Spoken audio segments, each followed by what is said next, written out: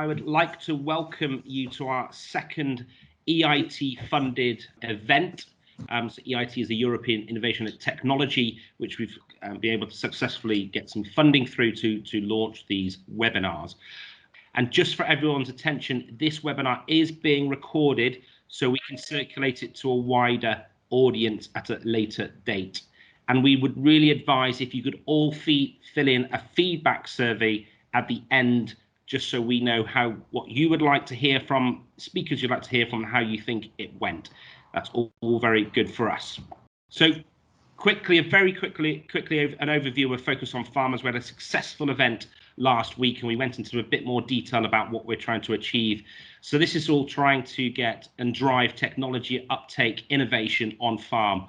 One of the big challenges we're having with ABP and our farmers is to engage with that technology and to utilize it post, for example, Brexit. We're using 2 farmer champions. We'll hear from them in a minute, and we're part of that group. We're teamed up with John Deere tractors, and they're doing the machinery side of those things. And we've also successfully had students ambassadors in previous years to facilitate some of this work. We're doing this year, because of obviously the COVID issue, we're doing online discussion groups, and we've got 6 events, this being the second. And we will hopefully, coming on to next year, we'll be able to get back in the field and do some live or on-farm demonstrations, show some practical learnings, virtual live to deaths or farm walks and so on. We have 3 speakers tonight. We've got Dr. Francis Lively from AFBI. We have got Sam Chesney, who's one of our ambassador farmers in Northern Ireland.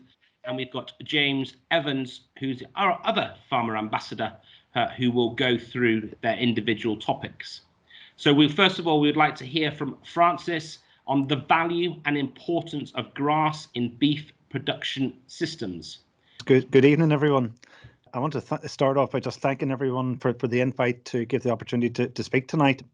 So really over the next 10-15 minutes, I'm going to give an update of some of the AFBI research in which really just covers the value and the importance of grass. And obviously I want to acknowledge I'll be presenting a lot of slides tonight. So I want to acknowledge the co-authors listed there that have helped in delivering some of this research. So just moving on really to the first slide. So really just as a background to Northern Ireland and indeed to the UK, grass is the cheapest feedstuff available for, doesn't matter whether it's dairy, beef or sheep. It's the cheapest feed available, and it's one that's very often underutilised. From a Northern Ireland perspective, we done a study a few years ago, back 4 years ago in 2016, and just done some estimations on the utilisation of grass on both dairy and beef and sheep farms. And really and compared that to plot work that we know has been achievable in Northern Ireland through experimental plots. And dairy farms are averaging about 7.1 tonnes of dry matter per hectare, beef and sheep farms just under and around 4 tonnes. So we knew there's massive potential to increase this utilisation rate and ability to get more grass into the diet of ruminants. And really just bearing in fact, the cost of it, the cheaper the feed we can put into animals, obviously the more profit there is for us as farmers. So that's why it's very, very important. So really following on from that there, I did some modelling work, and really it just shows. This shows just the base system in Northern Ireland. So this was just taking a store to beef system, so buying weanlings and finishing them, sort of buying weanlings, housing them, taking them through the next summer, and then finishing them out of the house the next winter. And based on the base system in Northern Ireland, where we were estimating 4.1 tonnes of dry matter per hectare being utilised, that was allowing a stocking rate of about 1.3 per hectare. Thinking of that finishing system with your grass silage and your grass, there was about 0.4 tonnes of concentrate being used, and our overall live weight gain was estimated to be about 400 kilograms per hectare. And that was sort of the base rate we were looking at. So we looked at actually increasing the yield by 1 tonne per hectare. So going from just over 4 tonne per hectare to 5 tonne per hectare. And that allowed the farmer to carry extra cattle, so increase the stocking rate. We had a very similar use of concentrates, but actually the output per hectare then increased from 400 to just under 500 kilograms per hectare. And if you look at the economics of that there, that is worth about £160 per hectare change in margin. And now this is based on a few years ago. With current beef prices, that would actually be higher. We did another model, and really that looked at also increasing the tonnage by 1 tonne per dry matter, but improving the quality by 5%. And really what that meant was the improved quality of the grass meant that there'd be a lower concentrate usage, so both during the winter time and during the finishing period. And in this scenario, you actually led to increasing the output by 140 kilograms of live weight gain per hectare relative to the normal base system, and that's worth about £220 difference in margin. So a huge difference. So it really shows the value of improving both the quantity of grass utilised on the farm, but also the importance of quality as well. So just really summarising that there in the next slide. So I say that extra ton of grass grown was worth £160 a hectare, and if you improve the quality, in addition to improve the quality of the grass that you're giving to the animals and the quality of the grass silage that you're producing on the farm, you can increase your margin by a further £60 per hectare per year. And really, this comes about by being able to increase your stocking rate by just 19% increase in stocking rate, and that results in and obviously reducing your concentrate, improving your quality, reduces your concentrate input, and overall your live weight gain per hectare is up by about 35% and a net margin of that. So it is a large and a very significant increase in profit can be made from improving the grass growing on the farm. And really bearing this in mind, it links in nicely to one of our projects that you should be aware of, Grassjack, and Grassjack either in Northern Ireland or in the UK. And as you'll see in the next slide, just to give some background, AFBI is involved with Grassjack for over 20 years now. And really what Grassjack is, for anyone that's not familiar with it, we're measuring grass growth and grass quality on a weekly basis, looking at a 3-week rotation. So initially we started off with grass plots, and more recently we've moved on to grass plots at AFBI and Caffrey, but also measuring grass growth on farms throughout both Northern Ireland and the UK. So collectively together we have about 100 farms crossing beef, sheep and dairy, measuring grass on a weekly basis throughout the grazing season.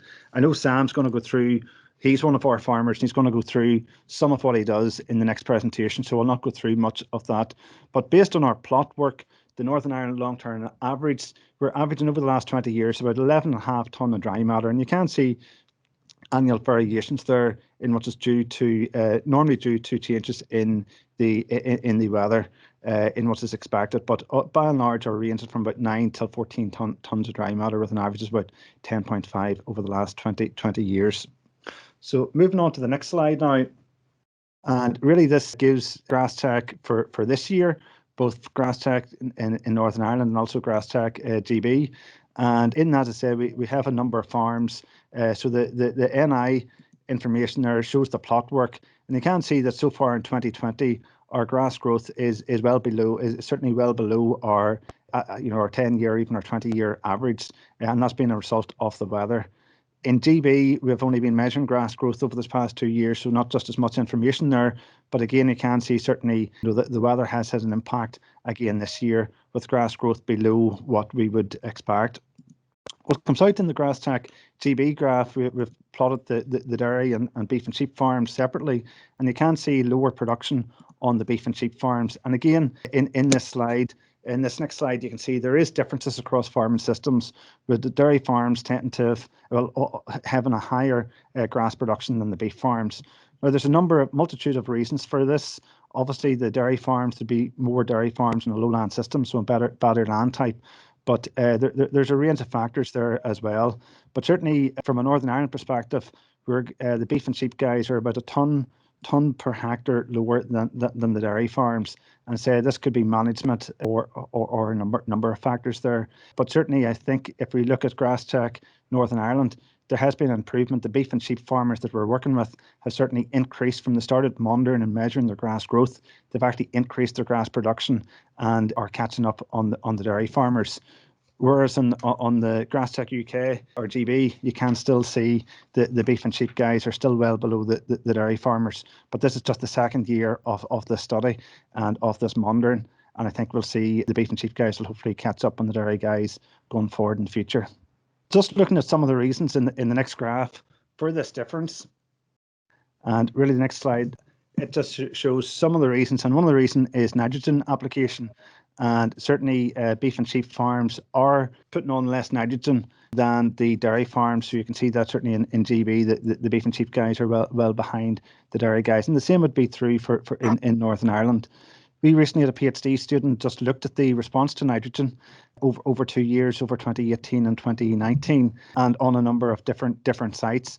And the response to nitrogen could see, it's going from 0 to 90 to 180 to 270. Certainly at them initial applications, you can see a 30% increase in grass growth. Must be equivalent to about an extra 2 tons of grass. So certainly putting on more nitrogen will grow more grass. In terms of investment, each pound you were spent, and you were getting about 450 to £5 return in that by growing more grass. So it's a case of just monitoring how much fertilizer you do need to grow on, and bear in mind as well, nitrogen does not just have to be supplied through fertilizer. There is options of including clover in the sward to actually supply nitrogen as well. So, but it's just it's certainly important to make sure that if you're wanting to increase your grass production, nitrogen does have a role there as well.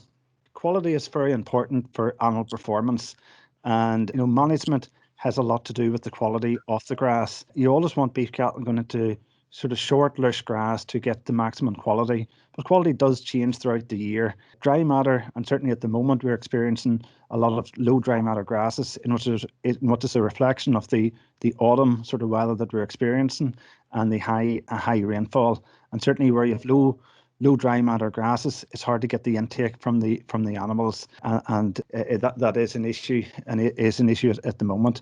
But you can see the yellow line there, and this is from the Grassland farmers, does show the average grass quality for both the dry matter, the crude protein, the sugar content, and the ME. But by and large, the quality is quite good. But there is a range. You can see that grey box or grey graph there. There is quite a range in quality. And that range in quality is obviously very important for live weight gain. If we look at ME, if you're given, if the cattle have a constant supply of high quality grass, ME of 11.5 to 12, you're going to be easily getting a kilogram of live weight gain per day. Whereas if you're down below that and offering, if the cattle are grazing stemmy grass with a lot of dead content and a lot of stem content, you'll be down, the ME of that grass will be down below in around 10 to 10.5. The quality will be lower, and you'll be struggling to get high live weight gains. Live weight gains of 0.6, 0.7 kilograms per day would be more typical in such scenarios. So it is important to manage your grass well, and really to really keep the grass quality in front of the cattle to make sure that the grass, that they do perform as well. And obviously management factors there is very important. And in that there, it's really getting the cattle out to grass early so that the grass does not get away ahead of the cattle. And we've had a number of research studies in AFBI over the past number of years. And certainly each study that we look at early turnout versus late turnout, we always get a response. And cattle turned out early do perform well. Early spring grass is very high in protein, it's very high in energy, it is very, very high quality. And you don't need a very high cover, but certainly putting light stores out to grass early, they'll really utilise that grass, and that will have a long effect on the animals. This study that's in the table just shows some store cattle up and out in the spring, and even by the following winter, whenever they were finished, there was still an extra 5 kilos of carcass gain by getting the cattle out early, and that's worth, certainly at current beef prices, that's worth 18 to £20. And of course, cattle that graze grass is much cheaper than feeding grass silage and meal in the house. So it's really important to try to get cattle out as early as possible. On the other hand, I wouldn't worry so much about the date. It's when the ground is suitable. And as you'll see in the previous slide, there was a photograph of poached land, and that can be the case. Once you turn cattle out early, sometimes the weather might change and you might have to take them back in. But certainly, don't be afraid to chance getting cattle out early. And every day earlier you can get them out, it's saving you money. The next system, once you do get your cattle out in the springtime, it's really thinking of what grazing system to work. And certainly, I think we've all moved away from set stock systems to more rotational systems. And recently at AFBI, we looked at a rotational system where cattle were about 3 to 5 days in a paddock, and we compared that to actually moving cattle on a daily basis. And the cattle that were moved on a daily basis were put in a paddock that worked out exactly how much the cattle needed to eat according to what the grass demand or animal demand and grass supply was. So try to match it up as best as possible and move the cattle on a daily basis. And in this scenario, over the grazing season, we did get a large, almost a 20% increase in grass utilisation rate, cattle that were moved on a daily basis. And improving the grass utilisation rate really meant that we got more live weight per hectare. And over the year, we got about an extra 300 kilograms of live weight per hectare by this daily allocation, albeit there was obviously a labour charge in there and a little bit more infrastructure costs, albeit the infrastructure that we're chatting about is water troughs and electric fencer wire, so it's not that overly expensive. So again, there is potential if there's the labour availability to the more frequently move animals to actually increase and certainly moving cattle to pasture on a daily basis will certainly increase the performance and utilisation of the livestock. Particularly in challenging weather like we're experiencing at the moment, they do tend in paddock systems to poach us quite a lot. By moving on a daily basis is certainly another way of minimising that damage to land and yet keeping the cattle performance as high as you can possibly get it. So again, showing the importance of grazing system. It's a question we're often asked, do we feed concentrates at pasture or not? And normally, depending on what research we look at, in fact, the majority of the research we look at with store cattle, we can see no benefit. If you feed concentrates, you will get a boost in performance. You will get animal performance will increase, but grass utilisation will decline. And actually, once you then look at putting the cattle into the house and giving them meal or putting them onto a finishing system in the house, you lose the ability to get compensatory growth. So normally it's not advisable to feed store cattle at pasture. But a study with bulls and certainly looking at graze grass plus 2 kilograms of concentrates or ad lib concentrates either in the house or at grass. And in all those systems, once you put the animals onto the finishing diet, the cattle getting the least meal earlier in life performed the best and they were able to compensate. We've other studies with continental store cattle and certainly given meal towards the last sort of 100 days pre-housing. And really, you did boost performance, but if you looked at the long-term effects on carcass gain after they were finished, there was no benefit. So we would certainly not be recommending feeding concentrates at pasture to store cattle. That said, in terms of feeding concentrates, we have recently invested in some precision technology at Hillsborough to monitor performance of cattle at grass. And one of the systems that we have procured has the ability to feed concentrates to an individual animal basis. And we all know there's a variation in animal performance. Once we put a group of, say, 20 animals in one group, we tend to find a range. Some cattle might put on very little weight, some might put on 1.5 kilos per day. There can be that variation in performance. Some of this new precision equipment that we looked at Hillsborough, we can certainly see a reduction in that variation. In the graph in the bottom right-hand corner shows the green graph, shows animals that were fed individually. So these animals were fed the exact amount of meal that we wanted to get the performance per day. And you can see, over the duration of that study, relative to cattle that are fed in the trough or cattle not fed at all, these cattle did perform the best. So basically, it could be something to look at in the future. Is more precision technology in terms of feeding cattle and matching demand with requirement. At this time of the year, we're all thinking of autumn grass, and is there any quality in autumn grass? And certainly for finishing cattle, I think finishing cattle are better in the house from the grass quality starts to decline. But for store cattle, certainly where you're wanting a live weight gain of 0.7, 0.8 kilograms per day, autumn grass is still very well managed. Autumn grass is still very nutritious. And we had a study a few years ago where we actually looked at the performance of cattle on grass relative to the cattle that were in the housed. Bearing in mind the cattle out of grass, conditions mightn't be as good, but certainly they still performed equally as well as cattle in the house on grass silage. If you can extend the grazing season with a small store cattle that's not going to do a lot of damage to the land, it will reduce your winter feed costs, it'll reduce your silage requirements, it'll also improve the sward quality for the following grazing season, provided the ground conditions are suitable to carry that there. In that study, we observed the difference in feed cost of about 60p a day. So that's about £4 a week, so per head. So it is substantial. So again, it is an option for keeping quality and reducing the cost of production. So overall, there is a number of systems that can be done on a farm to really increase the use of grazed grass. And as I say, grazed grass is the cheapest feed available on farms. There is substantial potential to increase the performance of grass on the farms. So, I think there's certainly a lot of potential for all farms to actually increase their performance. But really, to do this, we really need to measure to fully know what is the growth on the farm and identify what barriers are on the farm. A lot of our farms, we have saw up to a twofold difference in grass production, or up to 7 tons of dry matter variation from one field to another. And if we think back to the extra 1 ton, if 1 ton can make you £160 over feed cost over margin, and you can grow an extra 7 ton from your best field to your worst field, that's almost £1,000 per hectare. You're better off. So it is important to measure the grass production on the farm, and that'll identify what barriers there may be. Should it be soil fertility? Should it be sward quality? Or indeed, should it be the management option on the farm and how you're actually managing the land? So we do accept grass growth largely determined by the weather, and you will get variations in the weather that it can't change. But overall, there is profit in grass, so really don't underestimate its value, would be the take-home message from tonight.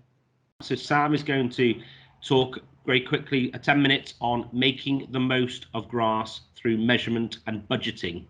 Okay, good evening, everybody. Nice to see you all again. I see nearly a full house as well, same as the last night. Just really an overview where we are. The Mourne Mountains are in the distance there for those who don't live in this part of the world. And that's a flyover. Some of our fields there. We're on 130 to 150, roughly that middle number of cows, 100 breeding ewes. Actually, my son and daughter will be buying more ewes tonight, so that figure is increasing every minute, and we're pushing the blade calf numbers up as much as we can. So grass is our cheapest feed. Minimise use of expensive purchase feeds. Yep, totally agree with that. We're measuring grass here every week, so we know exactly how much our demand is every week. And later on in the presentation, you'll see the graphs and the figures that we use. It may be very, very boring to a lot of farmers to measure grass and take measurements and add up figures, but it's the most easiest way that you can make profit. We have increased our profit on this farm, and our net profit is at least 20% of our turnover. So every year we're chipping away at those figures, and we're very critical on how we do it. We examine under a microscope every piece of data we have. We're data driven. Growing grass is easy, utilisation is the hard part. We're putting in mixtures with high tetraploid varieties. We want sweet, sugary grasses. We would like to have our fields nearly manicured. So we're in very heavily stocked, grazed out in 3 days, and if needs be, we will top. Now, people say we're wasting money topping, but we're ensuring we have a nice lush sward in 21 days to come back to. We grew 14.3 tonne last year. We utilised 92% of that, which brings it down to just over 13 tonne of grass utilised. Francis's figure is much higher than mine. I count a tonne of grass worth £100. So if it has his figures better than that, well, we're making more money than we thought we were.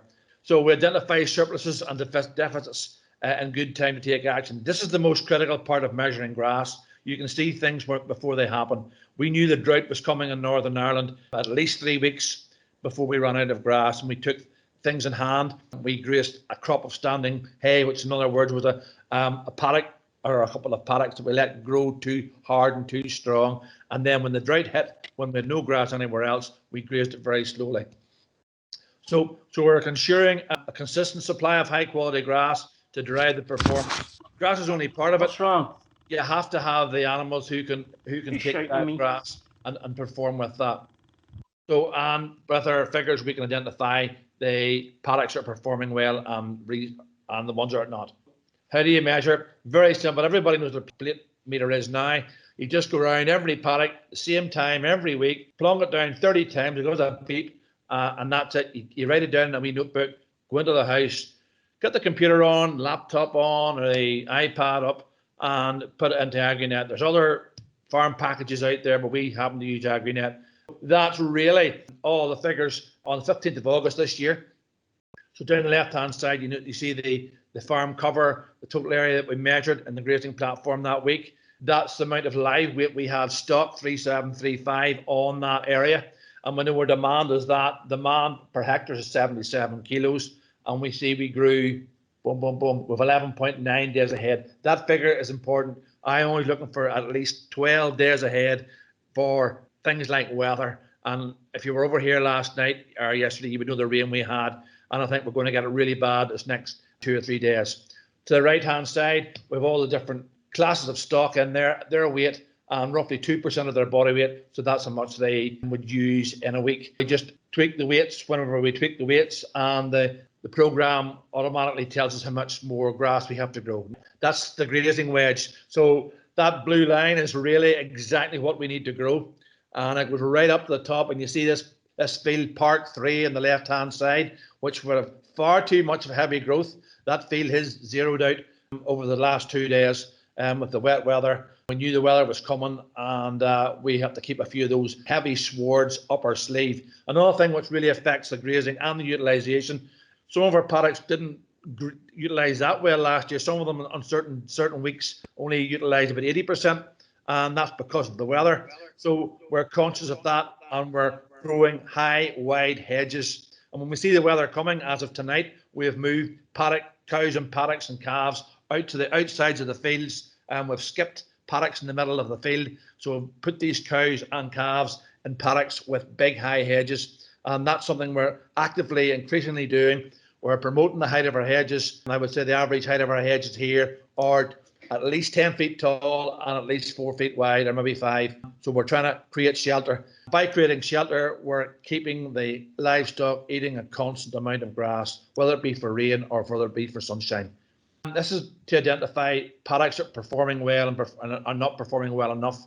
And you can see these paddocks on the right-hand side, Q1 and Q2. Those are tremendous grazing paddocks. The top, it gives you the average for the year last year, and the yellow gives you paddocks we take out for silage. You can see one there very, very in the middle, FF, front field. That's the field that everything gets dumped into. Everybody's one of those fields, so it never gets a chance to do anything. So, certain fields like that, we don't really tend to take out and reseed. We just use them. But all the other fields, that line is in and around 14 tonne, with some fields there, a Q field grew over 18 tonne last year. We don't obviously take them all out just because of their yield. I look into it further. We're looking at their trace elements, and in particular their pH. And pH means a big, big difference when you come to reseeding the field. If you have a pH of a soil that's 5.5, you're only using 77% of your nitrogen. If it's 7, you're using 100% of your nitrogen. So these are other things tricks that you can save a lot of money and grow a lot of grass. This is details of spring, summer, and autumn growth. And depending on the year, the next slide will show you rainfall. And this year we had virtually no rain from April to the end of June, beginning of July, and therefore our growth were severely hit. Grass quality. Grass quality is the most important thing. To get a high utilisation, as Francis said, you must have good grass quality. On average, we're measuring or taking samples every 2 weeks here, and on average, it's over 12 ME for grass quality. Protein, and we're in the high 16-17%, and sugars are good and dry matter is good. Although the grass is very wet at the minute, but we're looking for to produce constantly an ME of around 12 and a high 16 to 18% crude protein. We're using sugary tetraploid grasses, so it makes them eat it quicker. We're driving output by making more animals eat quicker the grass. And if the paddock doesn't last us 3 days, a lot of our paddocks are sized for 3 days, lasts us 2.5 days. So in other words, we're getting a really good clean out. Well, you can see the rainfall, and not only do we measure grass, we measure rainfall, and therefore we can predict what's going to happen in the next 2 or 3 years. You can see, the March grazing, January and February this year. February was horrendously wet, and March was completely dry. So we didn't get any slurry out in February at all. We had to wait to March. But March, April, May, we had no rain, and really that's the time when we need all the spring flush of grass. So therefore, our yields were very, very, very much affected in March, April, May. To that effect, we have taking areas to the farm, and we're growing herbal layers. We're growing plants with longer roots to mitigate the drought that we're having in March, April, May. James will have a drought further on in the year, but we're having it that there. So there's the growth. You can see March 18, 19, 20. You can see again how badly the growth was affected. When the rain come back, away it went again. And you can see the herbal lay in the middle there. These are different field names here. The herbal lay in the middle wasn't really affected. However, we're just still measuring with a plate meter. So we're still a few results to come in on that. So we're using the figures from the rain gauge and the weather station and the grass plate metering to predict what we're going to do in the future.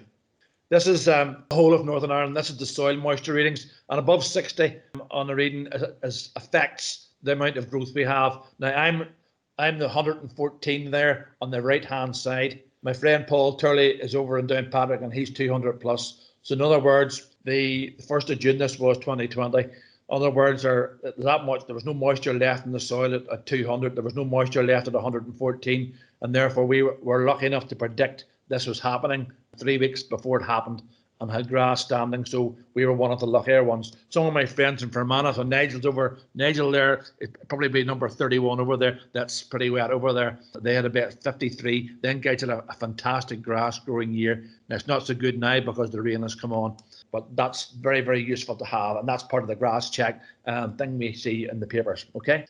If there's any questions, I will endeavour. Hopefully I haven't gone over my time, James Draper. It was very, very speedy tonight. I'm very sorry for the speed I went. There was lots of things I wanted to get into that. We're finishing cattle at grass. It's costing me 16.2 pence a kilo to put on. If I feed them in the house, a very, very good high genetic merit bull, it'll cost me £1 1 pence to finish. Or an ordinary bull that's not so highly genetically merited, it'll cost me £1.42 a kilo. We're using 186 kilos of nitrogen per hectare, and our livestock nitrogen is 230 kilos per hectare, and our P balance, our phosphate balance, is 2.94. So those are the figures. If you want to note those down or come back and ask me a question on them. So thank you for listening, and we're leaving the best to last. James Evans. Okay, good evening, everybody, and thanks, Sam. You're always a difficult act to follow, and I'll say it now that I haven't got the level of technical detail in my talk tonight as what Sam's done, but I thought I'll probably come at it from a slightly different way, really. For those of you who don't know, we're farming about 1,700 acres over here in Shropshire. We haven't quite got the grass growth you have, guys, in Northern Ireland. But yeah, so my focus has completely changed. So in the past, my focus on beef farming was basically built around genetics, obviously developing the stabilizer breed, and also, finishing cattle inside a shed, formulating diets and going all through that route, really. And it was only when we had new owners on the estate and they wanted to go organic, and it made me really question what I was doing, how I was going to carry on farming, and how we were going to do things. So, yeah, the organic thing to me was always a bit of a lifestyle choice, and it was never really a proper way to make money. But when I was faced with the problem of either I adopt it or I get out, I thought I better adopt it. So I embraced it to the full, and really concentrated on growing grass. And I think probably the biggest step I made was actually getting a grazing consultant in. And I was almost a little bit embarrassed about having to get someone in to tell me how to grow grass. And then someone put it to me this way, that you wouldn't get an arable farmer that grew cereals without having an agronomist, or you wouldn't have a truck driver buying a brand new combine that didn't have a mechanic to sort the stuff out. You don't necessarily have to understand something 100% to embrace it. And I think perhaps that's what was holding me back. And I look back a few years ago, and perhaps if I'd have heard Sam talk, in fact, I used to hear Sam talk, and he'd come out with all these fantastic stats and figures. And if I was honest, I didn't really understand half the stuff that he was going on about grazing wedges and all this grazing terminology. It was probably holding me back, but getting a grazing consultant in is probably one of the best things I've done. It's helped me see the eyes see the farm from a new pair of eyes, really. Helped me put a plan together.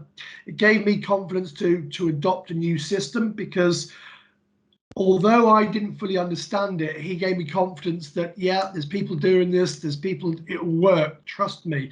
And I guess it was a bit of a hand-holding exercise and mentoring, and it also made me realize that, as farmers, we're very mindful of having to do every job. We've got to be the guy that does the accounts, that feeds the calves, sweeps the yard, does all this type of stuff. But actually, sometimes you've got to admit your limitations and get experts in, pay for the knowledge that you don't know. And in my case, it's quite a lot. So I end up buying a lot in. And also spending money in a smarter way. We invested about 15 grand into a paddock system, putting hot wire around it and gates and waterway, and it seemed like a lot of money, but that's helped me shorten my winter, sold my feeder wagon, reduced my straw usage by 50% and silage usage. It's just spending money in a different way. Basically had a plan. The purple areas are a lot of hill land, the brown area in the middle is a large area of woodland, and then we just split the farm up into different structures really, and graze different mobs of cows. So this was our grazing platform where we put the waterways in and split everything into hectare paddocks. And it was just a simple way of putting 70 acres into all new herbal lays. And we either run about 80 large steers on that, or two groups of cows and calves, or one group of 80 cows and calves with two bulls running in them. Yeah, and this was something I was saying about earlier, that once I got into grazing, and then I realized that there was a new cult, and when you went to grazing meetings, people were talking about a wedge and a residual, a plate meter, and to be honest, I didn't understand what these were, and I'm sure a lot of people do now, but people, all these terms, I didn't understand what they were, and probably haven't got time to go through them all, and we put these in the questions, but also the type of grazing as well. So it's like cell, techno, mob, holistic, regenerative, block, set, stock and strip. They're all pretty much as the same type of thing really, apart from obviously set stocking, and it's all putting cattle behind electric fence and having a bit of a planned grazing system. There's no right or wrong really with any of it, and what suits your farm and what suits your setup and how intensive you want to graze. But obviously, as Francis was saying earlier, that by doing daily shifts, we're finding that we're growing more grass and getting better animal performance. But it's a combination of actually how much work you want to put in, how much time you can spend doing that, and probably prioritizing the stock class that you need to be doing that on as well. We're probably moving groups of cows and calves on a 3-day move, whereas the cattle we're trying to finish, we're putting those on a daily move. So yeah, what we've got here is just something we use a program called Farmax, and this is just showing pasture cover and the demand really of what I need to produce and what I don't need to fall under. And this is just a way of helping me decide if I need to take more paddocks out, whether I need to silage more, I don't need to silage more. And this was taken back in 2018 when we were hit by the drought, and we got actually 17 days from running out of grass. But actually it was really insightful to know that we were going to hit a problem before we ever hit one. So we realized that we need to stop making silage. We'd made enough. We need to stop cutting in the middle of August, because we could actually graze standing crops then, whether it's a standing hay crop or something like that, and that got us out. And obviously when the autumn flush came, it got us out of trouble. The supply and demand as well, all this information, I mean, we're measuring grass, probably not quite as often as Sam, but now we're doing it. We're running a trial. We're using satellites to measure the grass, so that will help lazy farmers like me who don't like walking around the farm with a plate meter. But yeah, this just shows where your peaks and troughs are, where your highest demand is, and it just helps you take a step back from your own system, from your own farm. Obviously, having another pair of eyes on it as well just makes you question what you're doing. But I think all of us, me especially, we're all too engrossed in our own farm, and sometimes just a graph as simple as this can just make you step back and just realize, where your strengths and weaknesses are. And this is the potential growth that we've got on the farm. And obviously we know this, and by doing it over several years, we can build a picture of the farm up, and we know what we can grow, what potential we can grow, and also how we can improve that as well. Obviously, we start from a pretty low base. Most of the farm is permanent pasture and hill land. So it's a case of, at the moment, focusing our infrastructure on the more productive land and running, a lot of the hill land and permanent pasture, more just splitting it up simply, perhaps doing weekly moves on some bit, because the infrastructure is obviously something that will be put in over a period of time. Yeah, I mean, this was just showing a group of cows and calves. I mean, we're carving everything outside on grass now. That was a bit of a leap of faith, really. So we're carving 15th of March. We're quite happy to graze on these herbal lays. The cows are fit. We're pretty confident with the genetics we're using. The stabilizers are delivering a pretty low birth weight calf.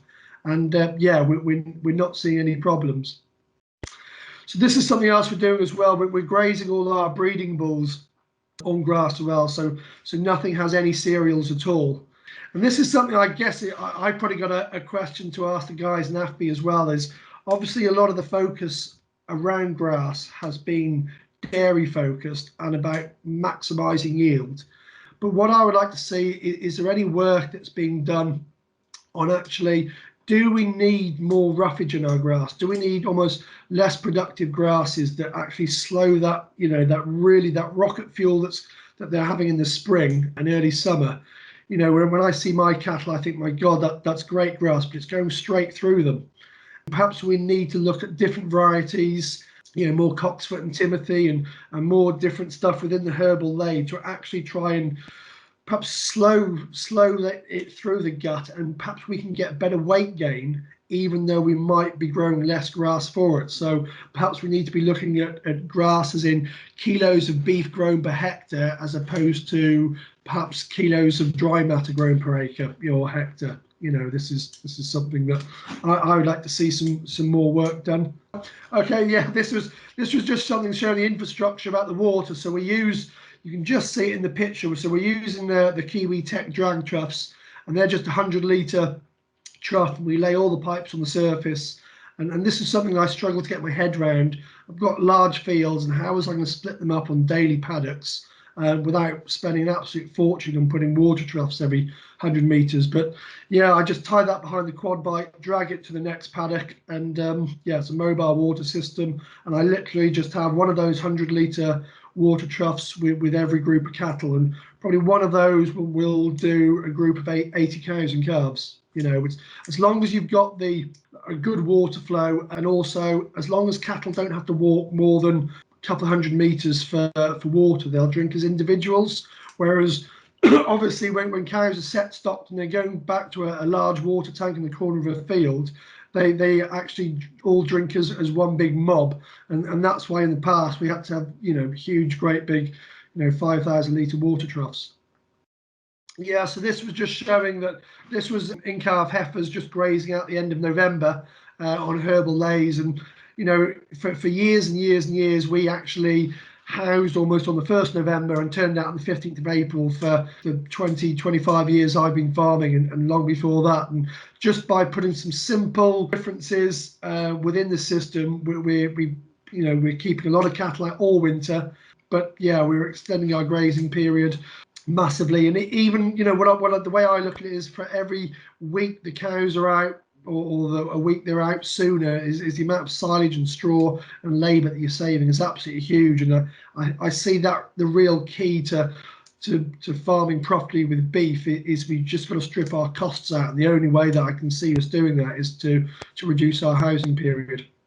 That's just me showing. I always put that in because people don't actually believe I do any work. So yeah, they just got one of me there, just showing occasionally I do turn up and move the odd fence during the winter. Yeah, and this was just showing our first attempt of bale grazing, and it made me realise that yeah, they made a hell of a mess, and that this time I questioned what I was doing, and then that was taken a week later, and then the next slide, yeah, that was a month later. And it still amazes me now, after doing this for a few years, actually, moving cattle on a daily move, even if they've completely trashed that paddock on that day, it's only superficial damage. And, if you've got a reasonably good grass sward underneath it, after a week, the green shoots start to come back, and the rain washes the dirt, the mud off the soil. And then after a month you've got real grass growth coming back again. So that's been a real sharp learning curve for me, and almost not being afraid to do it as long as they're doing on daily moves. And even in the winter last year when it was extremely wet, we were moving every 12 hours. But the way I justify that to myself, yes, it is work, but it's also work scraping cattle out, bedding them down, feeding them in a shed and mucking them out as well. So I'd much sooner do that. Yeah, so these just a few lessons I've learned. I understand time's ticking away and I rabbited on a bit. Grazing grass early stimulates growth. Grass grows grass. Permanent pasture is valuable. It's a far better holding capacity for getting cows out early in the spring. Transitioning stock to the grass as well is important. Flexible, you just can't have one system. Last winter we had to have plan B, C and D, I think. Planning well in advance, having all the fences and water put up a long time in advance helps. Putting the infrastructure as well. Keep it simple, stupid. That's something I keep telling myself, trying to overcomplicate things. Yeah, don't be afraid to ask for help. In a drought, leave higher residuals, question everything, pay for the knowledge that you lack as well.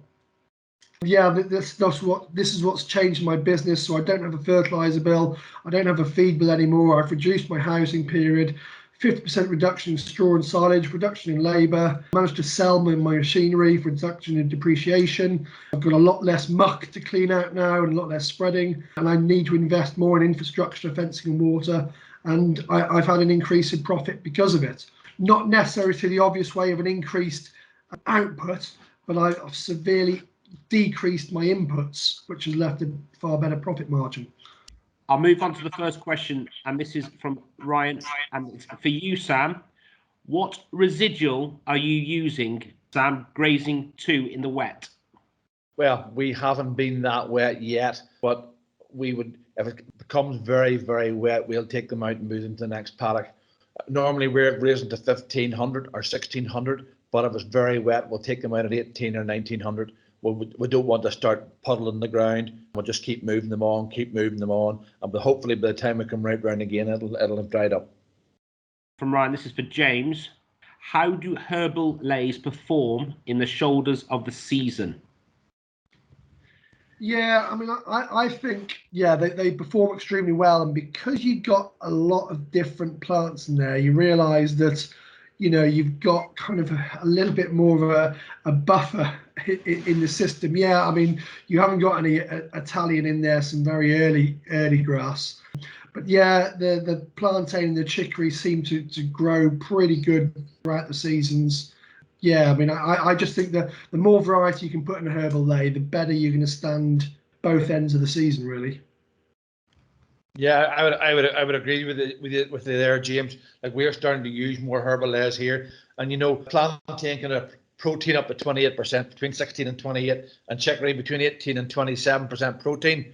With MEs of 11 to 13, so they're very, very palatable and very, very good for protein. So hence, we probably should be using a lot more of them. There was a question earlier on from Nigel, and I think this was for Francis, and it reads, increased productivity is great, but what is the likely impact on efficiency? Good question. Nice awkward question, Nigel, so thank you. In terms of utilization, it is very important to get the utilization, and obviously utilization and efficiency will come, but it depends on what you're mentioning about in terms of efficiency. If it's labor efficiency, obviously it depends on the labor on the farm, in terms of how good you can really go in terms of utilization. Like even what James was mentioning there, in challenging weather, going to the 1 day paddock systems will really increase the utilization. You'll increase the utilization by probably up by 10-15% by going to 1 day paddocks over, say, a 5 day paddock system. So that will definitely be efficient use of labour and efficient use of the grass. You'll grow more grass, you'll make more money from that there. In terms of maybe James mentioned a question earlier during his presentation about looking at what research we're looking at, or certainly suggested a research topic for the future in terms of better utilization of feed in the animals, and particularly made reference to early spring grass and how we actually keep that high quality feed from how we get better use of it without it running through the animals. And certainly it's a fair comment. It's one that we're certainly looking at. Also from a utilization, also from a protein perspective, because the high spring grass is high in protein, and certainly whenever you wouldn't stand behind an animal in the springtime whenever it's eating, the amount of feces that's coming out the back end, and trying to slow that rate of passage is important. Albeit, if you put too much fibre in, you could end up dropping the performance down. But certainly that's some of the work that we're looking at, multi-species swards. We do hope that maybe some of the grass species going in there might help to do that there within the mixture to get a little bit of fibre in. But certainly we don't want to compromise too much in the energy aspect either. But it is a real good research question for the future, and something that we do hope to look at. I've got 3 questions. We're going to have to quickly do these, if that's okay. One from Ryan. One last question. What is the best way to sow a herbal ley? Yeah, I mean, we put them in various ways. We plowed and power harrowed them. We've also direct drilled. I quite like the direct drilling way because you've got a pretty firm base, especially into a stubble. You can get better utilization because the trouble with it, obviously, a new ley is it's pretty tender that first season. So, we're finding some at the moment, some new seeds that we put in are pretty tender. So I quite like direct drilling because you've got a firm base and you can probably utilize that new ley slightly earlier and better. How do herbal leys stand up to heavy cattle grazing in the current wet weather? Yeah, I mean, they're actually pretty good. I mean, what I'd say about a herbal ley is you probably haven't got a thicker sward as what you would have in a normal ryegrass sward. It's like when you look around a thistle, you've got some bare sort of ground around that plant, and that's the same with the chicory or the plantain. So you probably haven't got as quite a good a sod or as a firm base. But what I like about a herbal ley is that they do stand a lot of hammer. You've got a large leaf area, and even if it's trodden and mucked over, they're pretty resilient plants. You've got a really deep root, so they will stand a fair bit of abuse as well. And one last question from Jonathan. James, what carcass weight grades are you getting on your steers finish off grazing and their age? Yeah, I mean, we're taking our steers to 24, 26 months. And I mean, our ideal, we're trying to obviously hit a butcher's spec and trying to get them at that 320 to 340 and pretty fat. But what we're actually finding is some of the cattle are going over, getting probably a 400 kilo carcass. Probably average grade is R3, whereas what we're targeting really is probably a 320, 340 kilo carcass R4L. And that's something we're learning all the time is trying to get fat cattle finished quicker off grass, but we're still aiming for a 24-month finishing period because that's what the butcher is saying. They want that age profile for maximum flavour. So it's probably slightly different. And what a lot of people are trying to do is just get that animal finished as quickly as possible. I will hand over to Professor Nigel Scollan from Queen's University, who's going to give a quick wrap up and next events. Nigel, over to you. Thank you very much, James, and thank you very much to our speakers tonight. I think it's been a very excellent, very informative evening with some very rich content. Just in terms of wrapping up, I think there were many excellent points tonight. Francis emphasized very well the key point that grass is the cheapest form of feed, and that was augmented by the data that Sam shared with us as well in terms of pence per kilogram of gain. It was also very clear in Francis's presentation the opportunity to both drive yield and quality, and there was a message in there about the importance of soil quality and measurements of soil, and again that was endorsed by Sam, hammering home the importance of the example used was soil pH. If your pH is wrong, your yields are going to be down, and very importantly, the efficiency at which that plant is actually utilizing the nutrients you're putting on, the fertilizer you're putting on, or the manures you're putting on will be much, much reduced. So the efficiency within the plant itself, the grass itself, will be very much reduced. In all of the presentations, we heard about the need for measurement. You need to measure to be able to manage, and that generates the data. And data came through as a key aspect in all three presentations. Two other to finish on, point that Francis made about early turnout is very, very important in terms of the benefit in terms of early conditioning of an animal to grass, particularly the young animal. Lots of these animals have not saw grass before. Get them out early when there's very little cover there and they can get conditioned to utilizing grass. And the data that Francis showed us really demonstrated the benefit of doing that.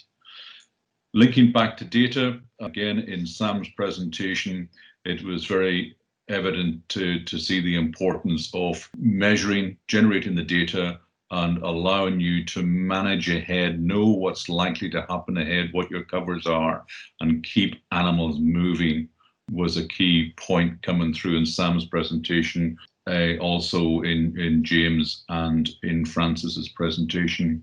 And then there was a point about, we all need to think ahead of what we're doing, all three presentations.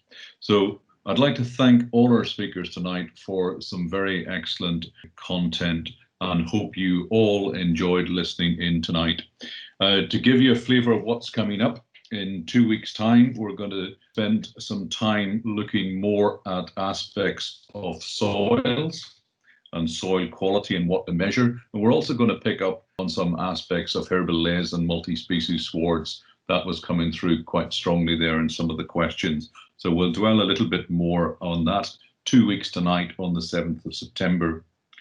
Then on the 21st of September, we're going to be focusing in on the whole area of low carbon farming and net zero farming, and the role that grassland agriculture has to play within a net zero carbon farming system. That's on Monday, the 21st of September. On the 5th of October, we're going to be focusing in on the area of One Health, looking at aspects of animal health and welfare. And we also hope to have within that one of my colleagues speaking about the challenge of dealing with parasites within the grazing system. And finally, on Monday, the 19th of October, we're going to be focusing in on the end product that we're producing, the beef, and talking about eating quality within forage-based production systems. So thank you very much to all of you for joining us tonight. It's been a lovely evening. Hope you all enjoyed it. And remember, we really would appreciate receiving feedback from you. So thank you very much. And on behalf of ABP and the rest of the partners on the EIT Food Focus on Farmers virtual farm walk and discussion series, I'd like to say a very good evening. Good evening. And we'll see you in 2 weeks' time.